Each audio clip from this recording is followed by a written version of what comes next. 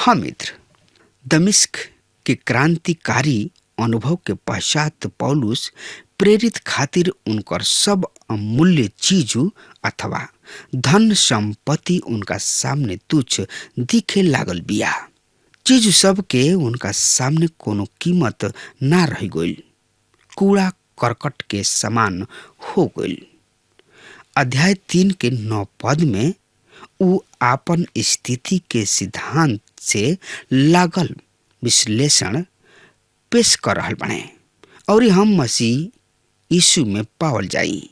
ई आशा ओ धार्मिकता से ना जौन व्यवस्था के द्वारा मिलेला, बाकी ओ धर्मीपन से और मसीह यीशु पर विश्वास कैला से मिलल। मतलब ओ धर्मीपन से जौन की खाली विश्वास के द्वारा परमेश्वर से ही मिलल, परमेश्वर द्वारा प्रदान कइल जाला, जेकर आधार ह मसीह यीशु पर विश्वास कइल। इहे ह उ पद जौन की मशहूर यानी कि विख्यात लेखक जॉन बनियन के राती खेत में चलत फिरत समय दिहल गइल रहे। उ विचार करत रहले कि परमेश्वर की उपस्थिति में कौना तरी ठहरल जा सकता। तब अचानक उ एगो अचरज भरल अनुभव में खुद के कपार से एड़ी तक एगो पापी के रूप में ना, पाप के आकार के रूप में देखले। तब उनका समझ में आ गइल कि हम कुछ भी नहीं खी, जौन कुछ बा उ केवल प्रभु यीशु मसीह हमें, उहे सब कुछ हमें। उनकर आपन धार्मिकता मूसा के व्यवस्था के पालन मात्र रहे, जैसे उ दावा कर सकत रहन कि हम शबत के दिन के नियम क बहुओं ना तुरनी। कुलुसियों के मसीही सब के पौलुस प्रेरित लिखले, कोनो आदमी तोहनी लोग के खाना पीना, उत्सव, अमावस्या अथवा आराम दिन पालन संबंधी विषय में दंडनीय ना समझे, काहे कि ई आगामी वास्तविकता के परछाई मात्र ह। मुख्य सत्य हमें मसीह शायद रउआ प्रभु यीशु मसीह के सेवक हैं और प्रभु ही रउआ सामने एगो खास तथा बहुते व्यापक सेवा रखले बने। रउआ बहुते व्यस्त रहिना, पर ए विषय से रउआ उधार पर कोनो प्रभाव नहीं खे पड़त। ई कार्य वैधानिक धार्मिकता के अंतर्गत कइल जा सकता और एशिया के द्वारा प्रभु यीशु मसीह प्रकट कर चुकल बाने कि हमार धार्मिकता परमेश्वर की नजर में मात्र गंदा मैल चिथड़ा के समान ह, जौन की उभर के आवेला। का करी है परमेश्वर ए गंदा कपड़ा के? हाँ, उहे सर्वीय कार्य ह, गंदा पापी बस उहे हमें जौन की ओकरा के शुद्ध करे में समर्थी हमें। पौलुस बड़ा ही समझदारी के साथ ए सब दावा के त्याग दिहलन। ए रीति से जब रउआ अपना अतीत के परित्याग क के मसीह यीशु के पास आईना, तब रउआ पूर्णतः रिक्त यानी कि खाली हो चुकल रहिना। उनका के देवे खातिर रउआ किने कुछ भी ना भइल करेला। यहाँ एगो महत्वपूर्ण अभिव्यक्ति है विश्वास से। धार्मिकता प्राप्त करे के विश्व में एकमात्र विधि है विश्वास। रउआ कोनो भी प्रयास से परमेश्वर की नजर में धर्मी नहीं बन सकत। रउआ कुछ भी नहीं दे सकत जौन से कि खरीद बिक्री कैल जा सकता। बस एक ही राह बा, रउआ प्रभु यीशु मसीह पर विश्वास करी। परमेश्वर की ओर से प्रदान कइल गइल धार्मिकता ओ समय आइल जब प्रभु यीशु मसीह हमनी के स्थान पर क्रूसित भइले और हमनी के सब पाप हमनी के जिंदगी में से हटा दिहल गइल। तब प्रभु यीशु मसीह मृतक में से जी उठले कि हमनी के धार्मिक घोषित कइल जाई जा अपरिवर्तित हृदय के कारण तो हमनी के इस तरी से अपंग आदमी रहल बानी जा। अब हमनी के ओह प्रिय में स्वीकार कइल गोइल बानी जा। उ हमनी से प्रेम कइलन और खुद के हमनी खातिर समर्पित कर दिले कलवरिस के क्रूस पर। तब हमनी के देखेगे कि कौना तरी पौलुस प्रेरित वर्तमान के प्रति आपन उद्देश्य या लक्ष्य परिवर्तित कर दिले। अब पौलुस प्रेरित के लगन ई ना कि उहे उ व्यवस्था द्वारा चित्रित या तय कइल गइल धार्मिकता के पालन करे के प्रयास करत रहन। अब उ ए सावधानी के साथ देख रेख नेखन राखत कि उ कौना उच्च स्तर तक धार्मिक बनल रह सकताणे, जबकि उ आपन लेखा जोखा बदल के रखले बाणे और उ अभी के समय खातिर मतलब के बदल देले बाणे। रुआ सुन ली कि उ का कहे जा रहल बाणे। फिलिपियो के पत्री 3 अध्याय के 10 और 11 पद एह तरी से बता रहल बा। जैसे कि हम उनका और उनका जी उठला के सामर्थ के उनका संगे दुख में भागी होके के और उनका मुअला के बराबरी के कर पाई। ऐसे हम कोनो भी तरीका से मुअला में से जी उठला के पद पा सकी। कुछ लोग अपना मन में ई धारणा बैठा के रख ले बाणे कि विश्वास से उद्धार के तात्पर्य ई बाकी आचरण और कार्य खातिर अब कोनो प्रेरणा या उत्साह नइखे रह गइल। उ सोचे लागल बाणे कि जब बिना कुछ कइले अनुग्रह से उद्धार प्राप्त भइल बा तो सब कुछ छोड़ के आराम से बैठ जाए के चाही। ई तथ्य सत्य से कोसों दूर बा। उद्धार दाई विश्वास उ विश्वास ह जौन की रोवा के क्रियाशीलता के क्षेत्र में धकेल दिहल करेलन। याकूब कैसे सुंदर ढंग से कहताणे, तू विश्वास करत रहा पर हम ओकरा अनुसार आचरण करिना। हमार आपन विश्वास दिखावा जौन पर उ ना चलेलन और हम अपना आचरण द्वारा तोहरा के अपना विश्वास के सबूत देब। रुआ दावा कर रहल बानी कि रुआ उद्धृत मसीह हई त हमरा के रुआ आपन काम त देखावा।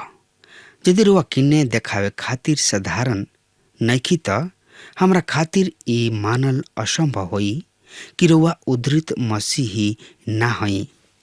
पौलुस प्रेरित भी त इहे कहे जा रहल बने, यदि विश्वास राउर उद्धार सकार कैले बा रुआ किने एगो नया आयोजन प्रेरणा होके के ही चाही। तब राउर एगो नया लक्ष्य होई, एगो नया जिंदगी शैली भी होई। साफ साफ खुला शब्द में ई बात कह दिहल उचित होई, यदि मसीह यीशु में राउर विश्वास रुआ में बदलाव नइखे ले आइल त सच मानी राउर उद्धार भइले ही नइखे। रुआ उहे पुराना आदमी हई, रुआ उहे पुराना फल ला रहल बानी। खटिया तुरत बदरी पर मसीह यीशु के आगमन के प्रतीक्षा कइल ह। अथवा यदि रुआ महानगर के वासी हई त घूमे वाली कुर्सी पर डोलत डोलत मसीह यीशु के आवे के दिन के खातिर उल्टा गिनती गिनत रही। सरग एह तरी ना पहुंच जाला आदमी। पौलुस प्रेरित पवित्र आत्मा से प्राप्त शक्ति के औरी कोशिश सब के प्रदर्शन कर रहल बने, जौन की कोनो भी प्रथापूर्ण वाला धार्मिकता से कहीं अधिक महान ह, प्रभावशाली ह। व्यवस्था द्वारा नियत धार्मिकता उहे मसीह सब के खोज के मार डाले के खातिर दमिश्क भेजले रहे, पर अनुग्रह से विश्वास द्वारा उद्धार प्रणाली उनका के कोना कोना में जाके मसीह यीशु के अनुग्रह बनावे के उत्तरदायित्व के निर्वाह खातिर भेज दिहलन। विश्वास कभी भी बांझ ना भइल करेला। उधार खातिर रउआ क्रूस से बनाइल बानी। भुलाइल पापी के सामने परमेश्वर बस एक ही सवाल राखल करलन, प्रभु यीशु मसीह जौन की हमरा और रउआ खातिर कलवरी के क्रूस पर जान दे दिहलन। यदि रउआ विश्वास से मसीह यीशु के अपना लेतानी तो यही विश्वास से उद्धार भी हो जाई। ई उहे धार्मिकता है जौन की विश्वास के माध्यम से प्राप्त भइल करेला। केवल विश्वास के माध्यम से यहाँ तक कि उद्धार मुक्ति प्राप्त कर लिहला के पश्चात रउआ उद्धार कोइल गोइल कार्य रउआ धार्मिकता में कोनो भी जोग ना दिहल करेलन।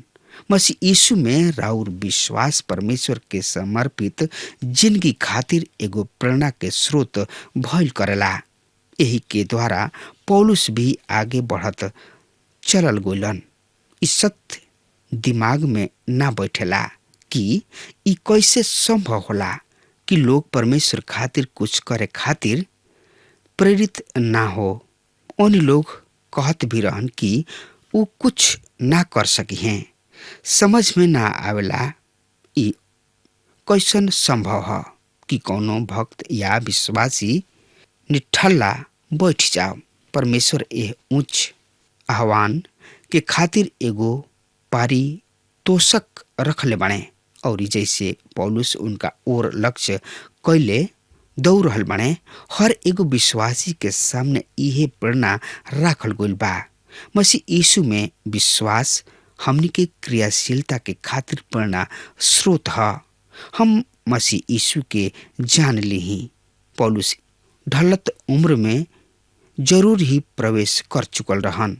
वर्षों के उनकर मसीह यीशु के साथ चलत रहे के अनुभव भी उनका एह इच्छा के तृप्ति ना कर सकले और ऊ मसीह यीशु के जाने के अभिलाषा व्यक्त कर रहल बने।